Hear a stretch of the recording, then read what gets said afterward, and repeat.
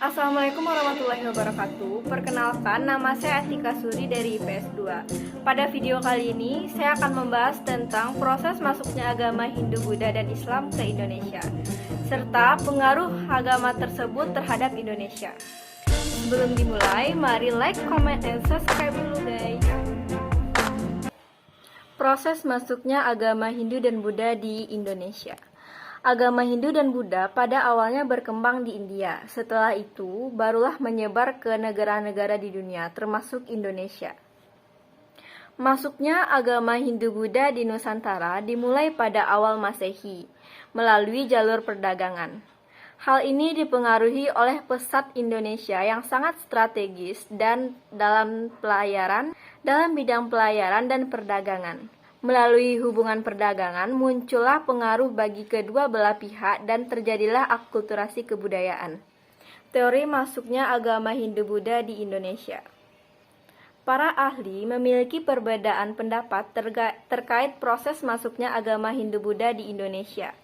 Berikut ini teori-teori tentang masuknya agama Hindu-Buddha ke Nusantara. Yang pertama, teori kesatria. 5 ahli yang mencetuskan teori ini yakni R.C. Majumdar, F.D.K. Boscott.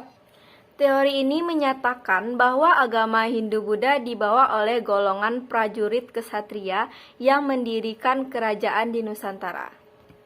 Namun, teori kesatria ini memiliki kelemahan. Di antaranya, golongan kesatria tidak menguasai bahasa Sanskerta dan huruf Palawa yang terdapat pada kitab Weda. Yang kedua, tidak ditemukannya prastasis yang menggambarkan penaklukan Nusantara oleh kerajaan Hindia. Yang kedua, teori Waisya. Teori ini dikemukakan oleh N.J. Krom yang berpendapat bahwa agama Hindu-Buddha masuk ke Indonesia dibawa oleh pedagang dari India.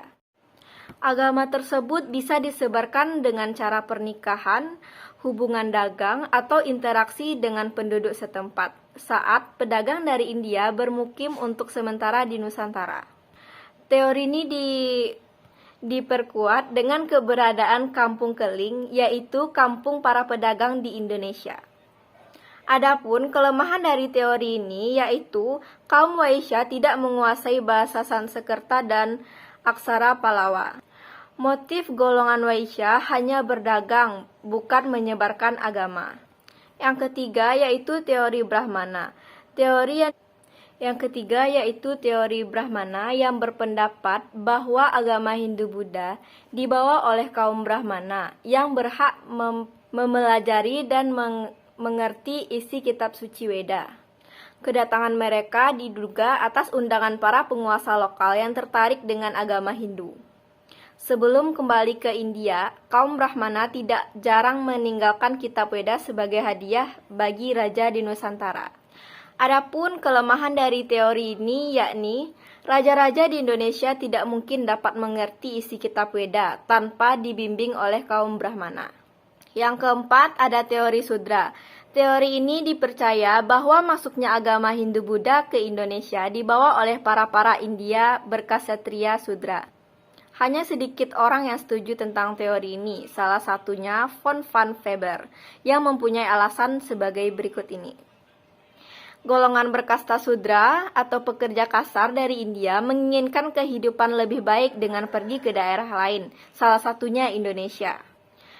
Adapun teori yang kelima yaitu teori arus balik. Menurut Bos, masyarakat Indonesia memiliki peranan dalam penyebaran dan pengembangan agama Hindu-Buddha. Akibat interaksi dengan orang-orang Hindia, masyarakat pribumi kemudian belajar agama Hindu-Buddha di tempat yang disebut Sangga.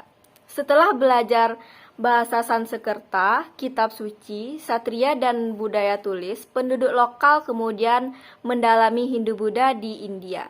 Mereka kemudian kembali ke Nusantara untuk mengembangkan agama dan kebudayaan Hindu-Buddha kepada masyarakat. Teori arus balik ini diperkuat dengan prestasi Nalanda yang menyebut bahwa Raja Bala Putra Dewa dari Sriwijaya meminta raja-raja India untuk membangun wihara di Nalanda sebagai tempat menimba ilmu bagi para tokoh Sriwijaya. Proses masuknya agama Islam di Nusantara. Ada banyak teori yang menerangkan bagaimana agama Islam masuk ke Nusantara. Dari berbagai teori tersebut, kebanyakan menggambarkan Islam masuk pada masa awal Hijriah atau sekitar tahun 700 Masehi. Berikut saya akan menjelaskan teori-teori masuknya agama Islam ke Nusantara. Yang pertama ada teori India atau Gujarat. Teori ini menyebutkan bahwa Islam masuk ke Indonesia melalui para pedagang dari India, Muslim Gujarat, yang berdagang di Nusantara pada abad ke-13. Yang kedua, teori Arab atau Makkah. Teori ini menyebutkan bahwa Islam masuk ke Indonesia langsung dari Arab pada masa kekhalifahan. Teori ini didukung oleh Lici van Leur hingga Buya Hamka atau Abdul Malik Karim Amrullah. 3. Teori Persia atau Iran. Teori ini menyatakan bahwa asal mula Islam masuk ke Indonesia dari negara Persia yang sekarang bernama negara Iran. Djaja Diningrat berpendapat jika teori Persia ini selaras dengan asal mula masuknya Islam ke Indonesia. Hal ini karena menurut Djaja Diningrat, kebudayaan Islam di Nusantara memiliki banyak kesamaan dengan kebudayaan Islam di Persia. 4. Teori masuknya Islam ke Indonesia, yaitu teori Cina. Teori ini menyebutkan bahwa ajaran agama Islam masuk ke Indonesia berasal dari Cina. Agama Islam sendiri berkembang di Cina pada masa dinasti Tang. Pembahasan kedua, yaitu tentang pengaruh agama Hindu-Buddha dan Islam di Indonesia. Pengaruh kebudayaan Hindu-Buddha di Indonesia membawa perubahan signifikan dalam berbagai kehidupan di masyarakat.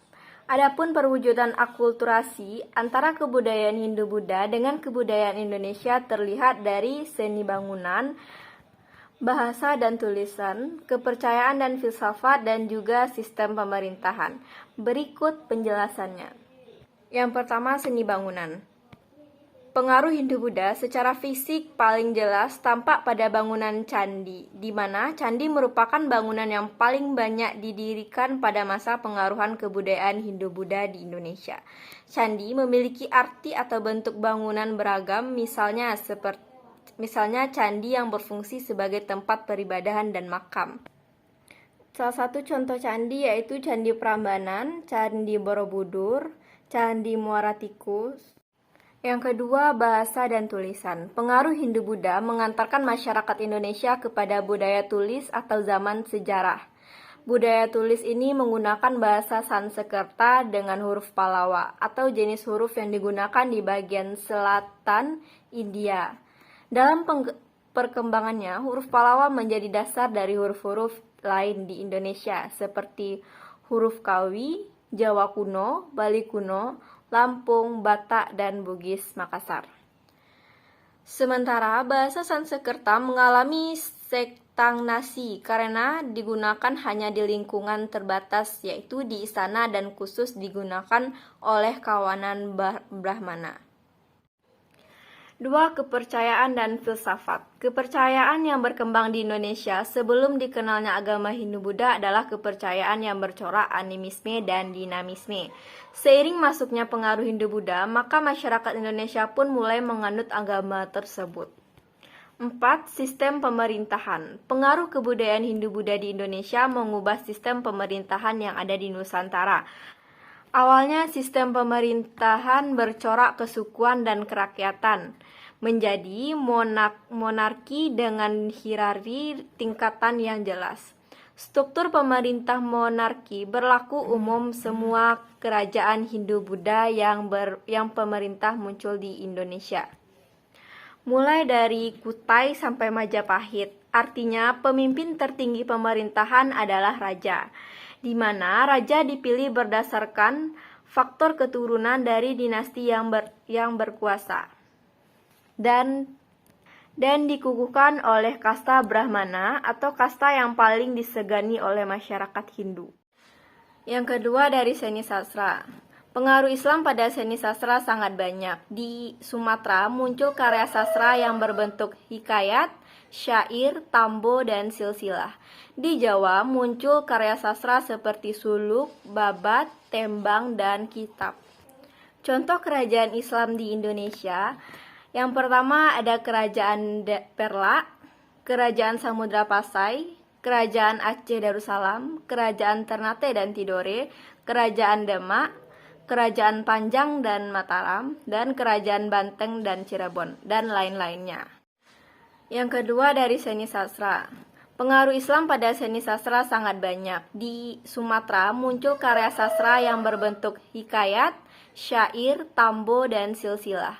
Di Jawa muncul karya sastra seperti suluk, babat, tembang, dan kitab.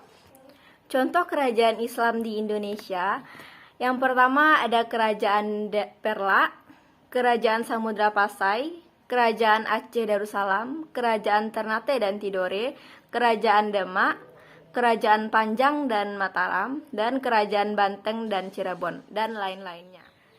Pada video kali ini hanya itu yang dapat saya sampaikan. Kalau ada kata yang salah mohon dimaafkan.